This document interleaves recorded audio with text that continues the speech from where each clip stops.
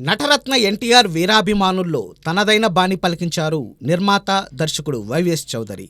తన సొంత బ్యానర్ బొమ్మరిల్లు లోగోలో రక్త సంబంధంలోని ఎన్టీఆర్ బొమ్మను రంగుల్లో ముద్రించి మరీ ఆయనకు నివాళి అర్పించారు.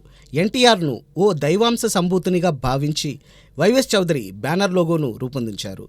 కీరవాణి రాసి గానం చేసిన ఆ పాట ఎన్టీఆర్ ఫ్యాన్స్ మదిలో ఓ ప్రార్థనా గీతంలా నిలిచే ఉంది. తన సొంత బ్యానర్ బొమ్మరిల్లుపై వైవిఎస్ తెరకెక్కించిన తొలి చిత్రం లాహిరి లాహిరి లాహిరిలో ఎన్టీఆర్ నటవారసుల్లో ఒకరైన నందమూరి హరికృష్ణ ప్రధాన పాత్ర పోషించారు. ఆ సినిమా ఘన విజయం సాధించింది. తరువాత హరికృష్ణ హీరోగా వైవిఎస్ చౌదరి సీతయ్య నిర్మించి విజయాన్ని అందుకున్నారు.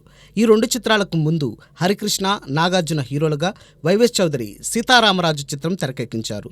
అందువల్ల హరికృష్ణతో వైవిఎస్కు మంచి అనుబంధం ఉందని చెప్పవచ్చు.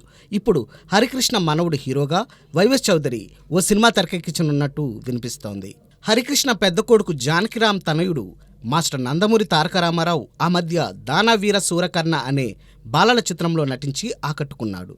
హరికృష్ణ మనవళ్లలో ముందుగా తెరపై తలుక్కుమన్నది మాస్టర్ ఎన్టీఆరే.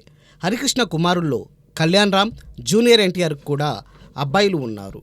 అయితే వీరందరిలోకి హీరో వయసు ఉన్నది జానకిరామ్ అబ్బాయికే. అందువల్ల వైవిఎస్ చౌదరి దర్శకత్వంలో తెరకు పరిచయం అయ్యేది యంగ్ ఎన్టీఆర్ అనే తెలుస్తోంది. ఇంతకుముందు వైవిఎస్ చౌదరి తన చిత్రాల ద్వారా వెంకట్, ఆదిత్య, రామ్, సాయి ధరమ్ తేజ్ వంటి వారిని హీరోలుగా పరిచయం చేశారు. వారిలో కొందరు స్టార్స్గా రాణిస్తున్న సంగతి తెలిసిందే.